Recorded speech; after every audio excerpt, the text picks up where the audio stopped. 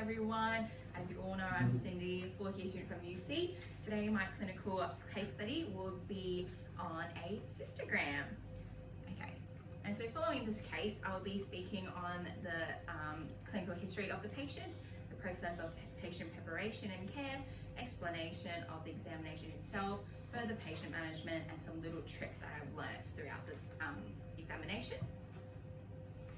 So before I get into the specifics, let's understand what a cystogram is.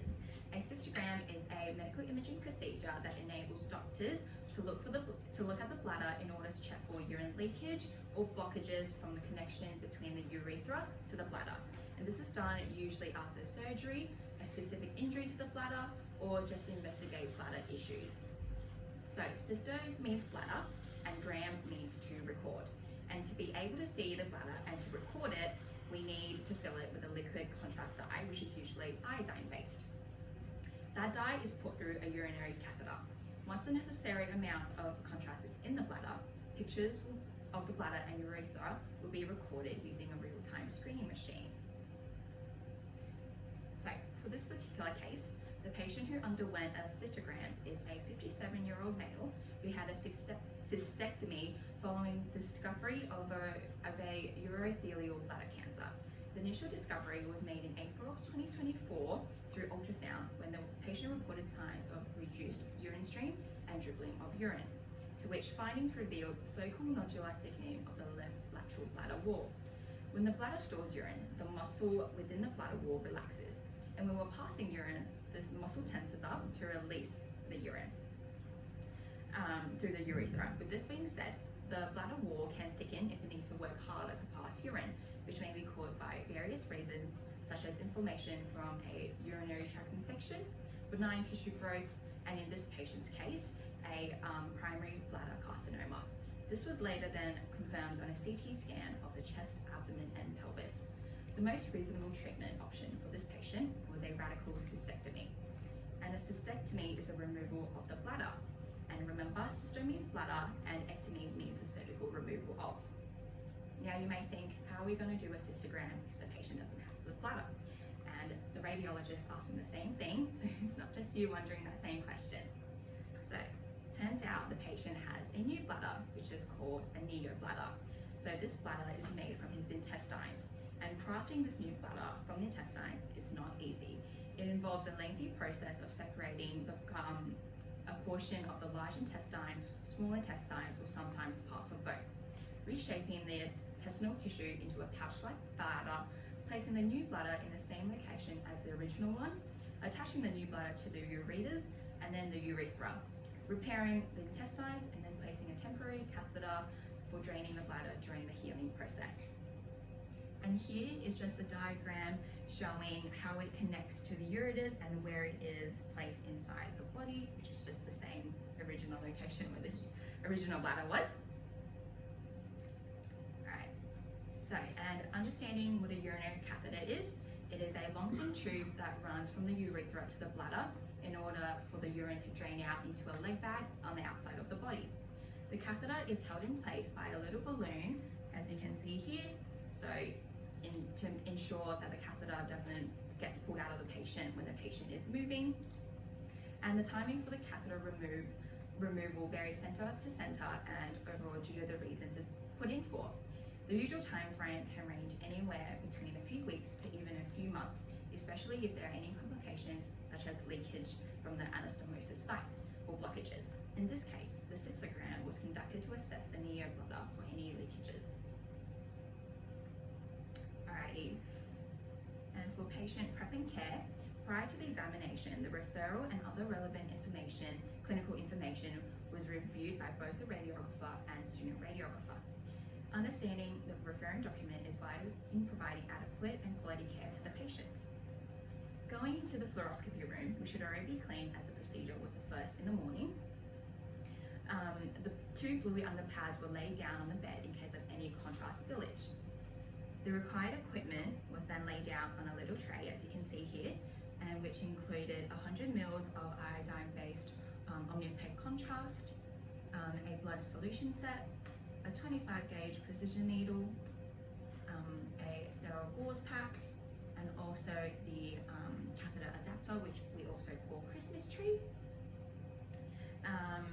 Next, I've got a little diagram drawn out of how the contrast should be set up with the blood solution set. You hold the bottle on its side, open the lid, and once you take the blood solution set out of its package, it should look like this. And you pretty much just push the plastic spike into the contrast bottle. Then you will hang it upside down on an IV stand. You can just imagine there's an IV stand here. As you can see, the plastic spike is now inside the bottle. And from here on, you would insert the 25 gauge precision needle into the contrast bottle.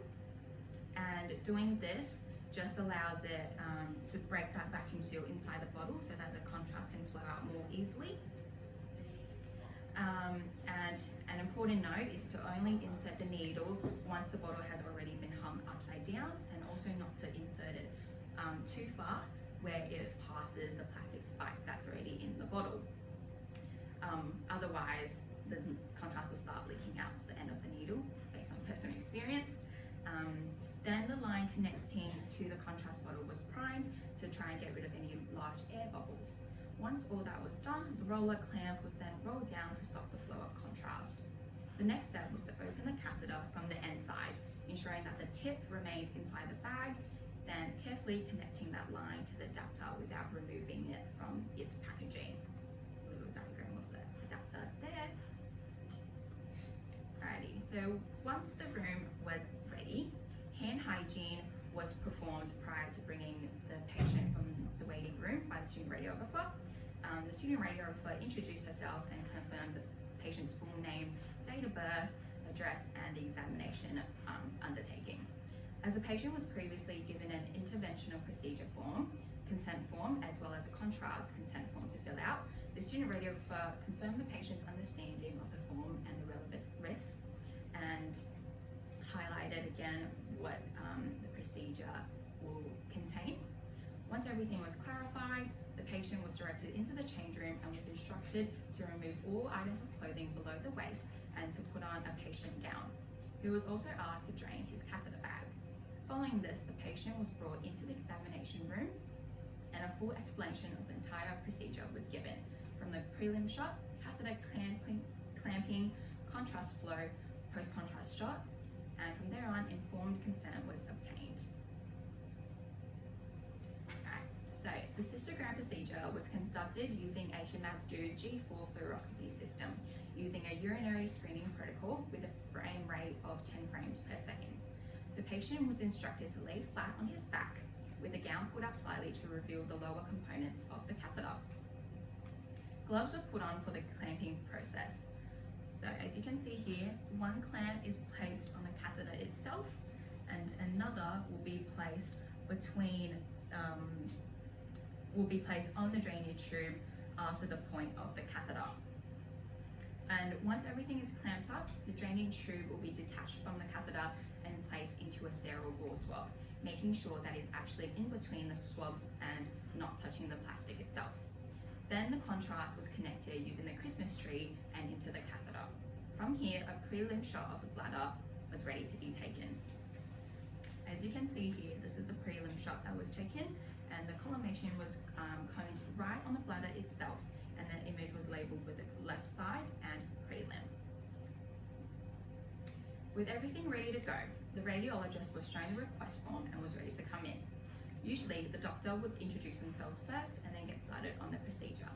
On their command, the IV stand will be brought up to let the gravity do the work in letting the contrast flow down. But first, the clamp needs to be removed from the catheter. After all the contrast has flowed into the bladder, the supine picture was taken first. Then the radiologist gave patient instructions like roll halfway to the left and halfway to the right. Sometimes laterals may need to be taken, but as for this patient, only the supine left and right obliques were obtained.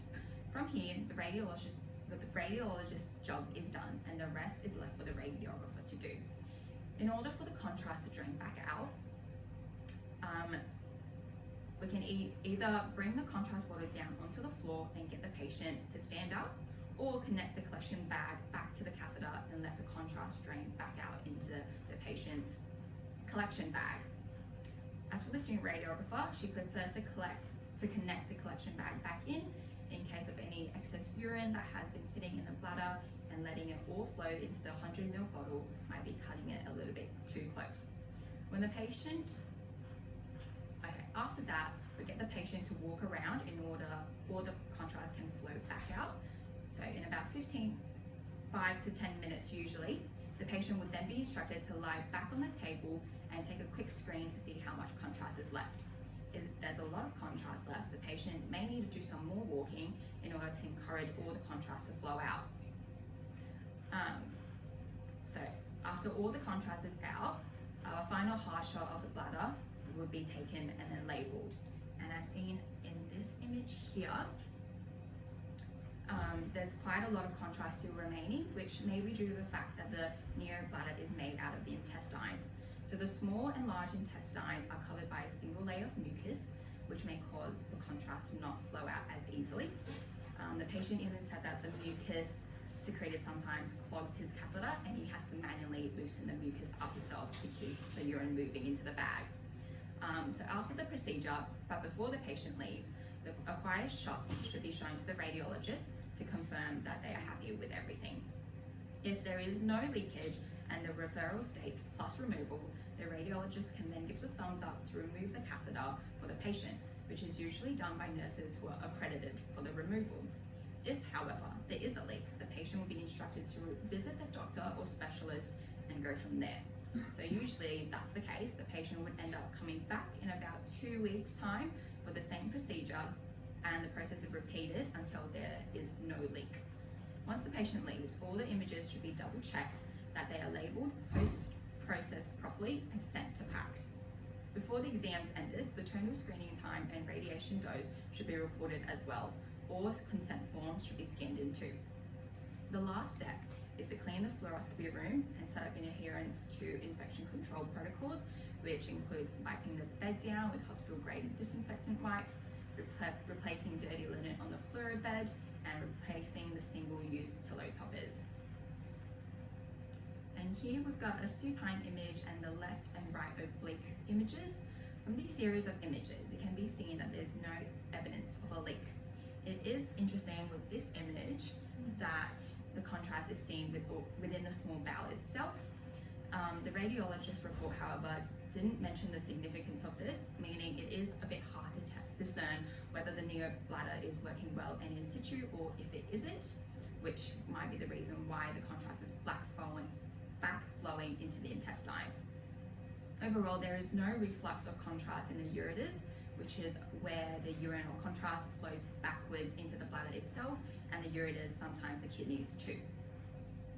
And from this prelim shot, it can be seen that there's a left uteric stent going from the bladder to the left kidney. This is due to the discovery of a moderately severe left hydronephrosis and hydroureter down to the neobladder. This is just a fancy way of saying that the left ureter and left kidney is dilated due to the buildup of urine inside them.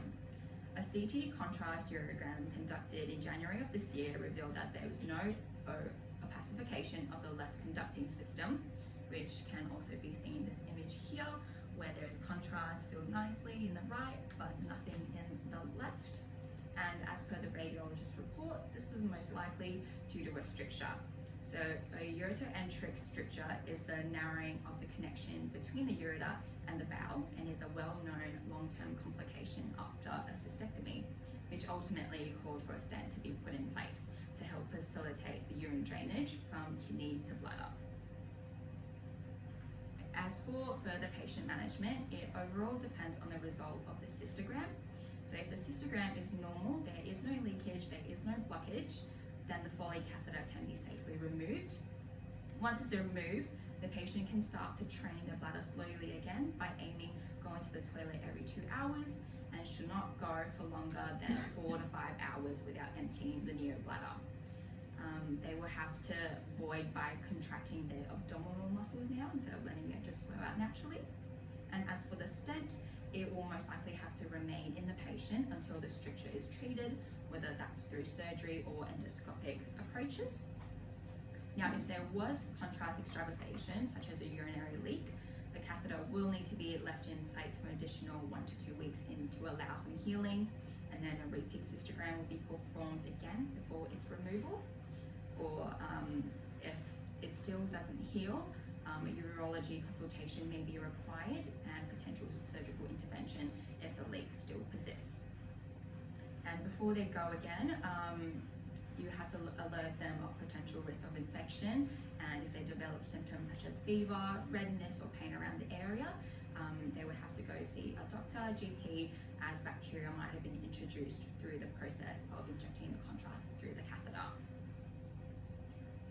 So here's a bit on what I've learned and what makes a good cystogram.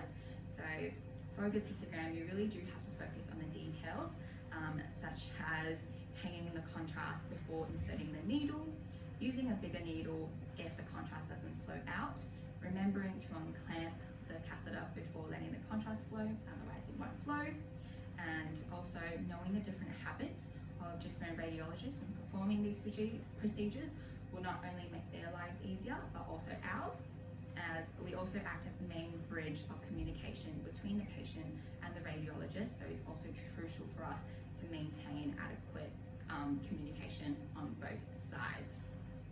And also just more practice will make everything a lot smoother, run a lot more perfect. I could watch 10 billion of these and still wouldn't know how to do one, so more practice would help. Okay, and here I've just got my references, and thank you for listening. Any questions from anyone? Do you know how common neobladders are? I haven't really seen one. They are quite rare.